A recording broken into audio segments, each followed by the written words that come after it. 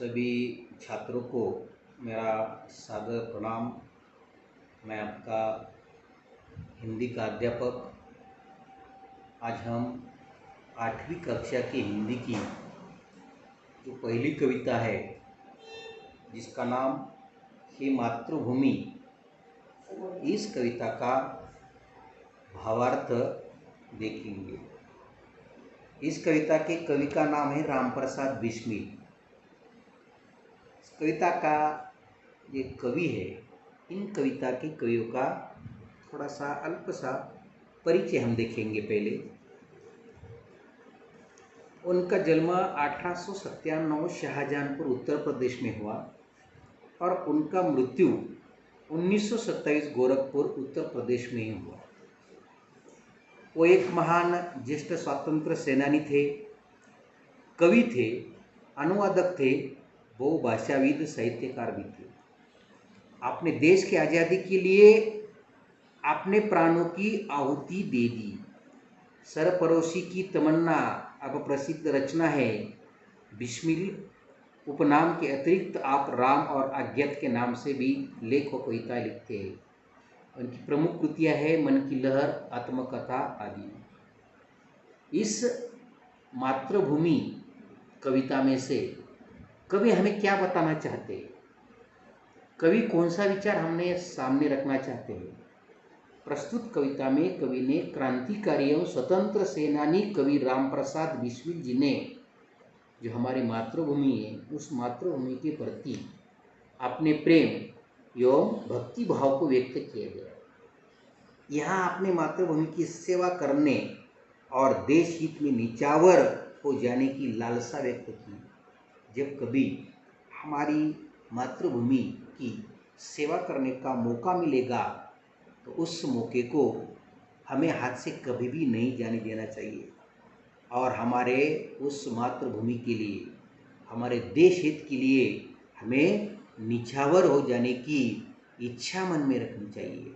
ऐसा भाव इस कविता में कवि रामप्रसाद बिस्मिल ने व्यक्त किया है।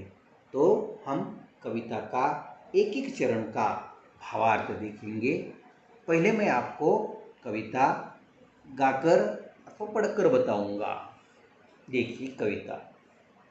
हे मातृभूमि तेरे चरणों में शीश नवाऊं, हे मातृभूमि तेरे चरणों में शीश नवाऊं, मैं भक्ति भेंट अपनी तेरी शरण में ले आऊं। माथे पे तू हो चंदन, छाती पे तू हो माला, जिह्वा पे गीत तू हो मेरा, तेरा ही नाम गाऊं। जिससे सपूत उपजे श्री राम कृष्ण जैसे, उस धूल को मैं तेरी निज शीश में चढ़ाऊं। हे मातृभूमि तेरी चरणों में शीश नवाऊं। माई समुद्र जिसकी पत रज को नित्य धोकर करता प्रणाम तुझको, मैं वे चरण दबाऊं। हे मातृभूमि तेरी चरणों में शीश नवाऊं। सेवा में तेरी माता मैं मेदभाव तजकर, वह पुण्य नाम तेरा प्रतिदिन सुन सुनाऊं। हे मातृभूमि में तेरा चरणों में शीश नवाऊं। तेरे ही काम आऊं, तेरा ही मंत्र गाऊं, मन और देह तुम पर बलिदान में जाऊं। हे मातृभूमि तेरे चरणों में शीश नवाऊं। तो इस तरह ये कविता है, एक एक चरणों का हम भावार्थ देखेंगे। तो कवि हमारे देश के प्रति, हमारे मातृभूमि के प्रति उसकी सेवा करना तथा कभी मौका मिला अथवा कभी योग्य मौका रहा तो उस देश हित के लिए वे हमें निछावर हो जाने की इच्छा भी मन में रखनी चाहिए। तो क्या कहते हैं कवि पहले पढ़वे में, हे मातृभूमि मैं तेरे चरणों में शीश नवाऊं। शीश यानी सिर, नमाओ यानी झुकाओ। हे मातृभूमि मैं तेरे चरणों में अपना शीश झुकाना चाहता हूँ। मैं भक्ति भेंट अपनी तेरी शरण में ले आऊं। मैं अपना शीश तुम्हारी चरणों में झुकाकर मैं आप तुमसे शरण में ले जाना चाहता हूँ। माथे पे तुम हो चंदन, छाती पे तुम हो माला, और मेरे माथों पे तुम ही चंदन बनकर रहो कि जब हम इस मातृभूमि की धूल हमारे माथे पर चंदन बनकर लगाते हैं तो ये भावना में रखिए कि माथे पे तू हो चंदन, यानी माथे पर हमारी मातृभूमि की जो मिट्टी है उस मिट्टी को चंदन बनकर ही हमारे माथे पर, छाती पे तू हो माला, इन्हें जो हम भगवान की माला जपते उसी तरह तुम्हारे ही बलिदान की, तुम्हारे ही अच्छे गुणों की मैं माला जपता रहूं। जीवा पे गीत हो तू मेरा, और मेरे जीवा पर तुम्हारा ही हमेशा गीत रहूंगा, तुम्हारा ही हमेशा नाम रहूंगा, तेरा ही नाम गाऊं। और मैं जब भी मेरे जीवा पर, जीवा यानी जीभ, जीवा यानी क्या, अपनी जीभ, छाती तुम जानते हो, माथा यानी जहाँ हम तिलक लगाते इसको माथा कहा जाते हैं, तो माथे पर चंदन, मिट्टी का ही चंदन, छाती पर जो माला है वो तुम्हारे ही नाम की माला, और जीवा पे हमेशा तुम्हारे ही उद्घोष यानी तुम्हारी वाह वाह हमारे आते। यह हमारी मातृभूमि कुछ कम नहीं है, दुनिया में हमारी संस्कृति सबसे बहुत बड़ी मानी जाती है, क्योंकि इस पृथ्वी पर ही राम और कृष्ण जैसे सपूत उपजे, सपूत और पुत्र का, पुत यानी पुत्र, सपूत यानी अच्छे पुत्र, राम और कृष्ण जिनका नाम पूरी दुनिया जानते हैं, ऐसे पुत्र इस भूमि से उपजे, उपजना यानी पैदा होना, ऐसे जिन्होंने नाम पूरी दुनिया में बनाए, ऐसे राम और कृष्ण कि हमारे इस भूमि से उपजे है। उस धूल को मैं तेरी निज शीश में छोड़, और ऐसे ही जो धूल है, या राम और कृष्ण जैसे सपूत पैदा हुए उपजे है, उस धूल को मैं तेरी निज शीश में चढ़ाऊंगा। निज ने हमेशा, शीश ने टोका, सिर मैं चढ़ाऊंगा, ऐसी तेरी मातृभूमि की शीश मैं हमेशा मेरे माथे पर चढ़ाऊंगा।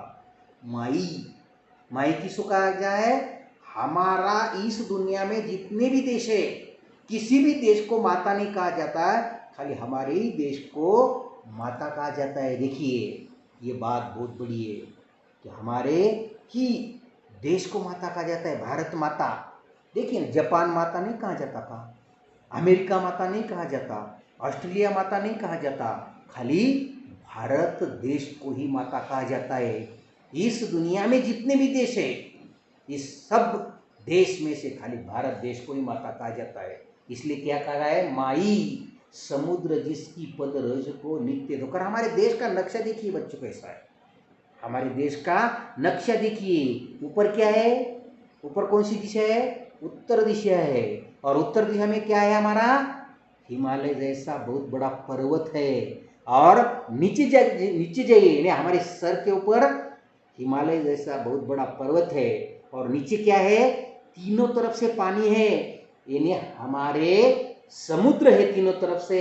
वो समुद्र हमारे इस पृथ्वी के, हमारे मातृभूमि के, जिसकी पद, पद यानी पैर, रज यानी रोज नित्य धोता है, इसको माता कहा गया है, माता का दर्जा दिया गया है, और माता के पैर धोए जाते हैं। इसलिए हमारे मातृभूमि के पैर कौन धोता है, तीनों तरफ से जो तीन समुद्र है, सागर है, वो समुद्र हमारे भूमि के पैर धोता है। माई इन्हें हमारे भूमि को माँ का दर्जा दिया है, और उस माँ के पैर हमारे तीनों समुद्र पे। करता प्रणाम तुझको मैं वे चरण दबाऊं, और मैं तुम्हारे को प्रणाम कर कर तुम्हारे चरण दबाना चाहता हूँ, यानी तुम्हारे चरणों में ही झुकना चाहता हूँ। सेवा में तेरी माता मैं भेदभाव तज कर, और मैं तुम्हारी सेवा में कौन सा भी भेदभाव नहीं करूँगा। सेवा में तेरी माता, मातृभूमि की सेवा करते हुए मैं किसी भी प्रकार का भेदभाव नहीं करूँगा। वह पुण्य नाम तेरा प्रतिदिन सुनाऊंगा, और वो जो तुम्हारा मातृभूमि नाम है, माता नाम है, वह पुण्य नाम तेरा मैं प्रतिदिन सुनूंगा, और लोगों को ही सुनाऊंगा। इन्हें सुनाऊंगा मतलब आई किल, और दूसरों बच्चों को भी सुनाऊंगा। इस तरह तेरे ही काम आऊं, तेरा ही मंत्र गाऊं। और आखिर के कड़वे में, आखिर के चरणों में कवि राम प्रसाद बिस्मिल क्या कहते हैं कि मैं तेरे ही काम आऊं, मैं जब तक जिंदा हूँ तब तक मैं तेरी ही सेवा करता रहूं, मैं तेरे ही काम आता हूँ, और मैं तेरा ही मंत्र गाता रहूंगा। मन और देह तुम पर बलिदान मैं जाऊं, मेरा मन और मेरा धन, इन्हें मेरा सब कुछ मैं तुम्हारे ही नाम पर बलिदान करना चाहता हूँ।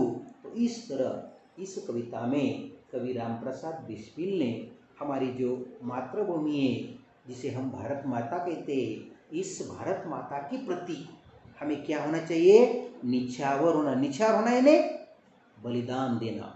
जब कभी वक्त आ जाए तो उस मातृभूमि के प्रति बलिदान देने के लिए भी हमें कभी पीछे नहीं रहना चाहिए। अगर किसी छात्री को कुछ समझ में नहीं आया तो आप पूछ सकते हैं। तो धन्यवाद छात्रों।